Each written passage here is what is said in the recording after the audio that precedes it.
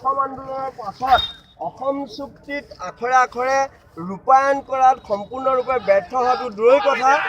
অসম চুক্তি কৰিবৰ কাৰণে যিসকল বীৰ বীৰাংগনাই প্ৰাণ আহুতি দিলে তেওঁলোকৰ শ্বহীদ বেদীত আক্ৰমণ কৰিছে, যি শ্বহীদসকলৰ লগতে অসমীয়া জাতিৰ সত্তাক অপমান কৰিছে। আজি অসমৰ ভূমিপুত্ৰসকলৰ নিৰাপত্তা অসমত নাই। বিভিন্ন বড়ো, মিচিং, দেউৰী, কাৰ্বি, মৰাণ, মটৰ, আহোম, চুতীয়াই আজি নিজৰ নিজৰ অস্তিত্বৰ কাৰণে সংগ্ৰাম কৰিবলগীয়া হৈছে। তেনেস্থলত অসমলৈ অহা বহিৰাগত কিছুমান নামধাৰী সংগঠনে অসমত অসমীয়া মানুহৰ জাতীয় অভিমানত আঘাত আনিছে।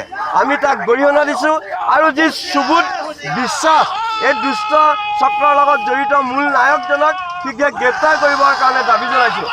সৰ্বানন্দ সোণোৱালৰ নেতৃত্বত যি অসম চৰকাৰ আজি চলি আছে, এই চৰকাৰক শীঘ্ৰে দুষ্কৃতিকাৰীক গ্ৰেপ্তাৰ কৰি অসমলৈ এটা শান্তি বাতাবৰণ আনি জাতিৰ মাটিৰ ভেটিৰ কাৰণে কাম কৰিম বুলি যি প্ৰতিশ্ৰুতি দিছিলে, সেই প্ৰতিশ্ৰুতি ৰক্ষা কৰিবৰ কাৰণে আহ্বান জনাই মোৰ বক্তব্য সামৰিছোঁ। ধন্যবাদ। জয়।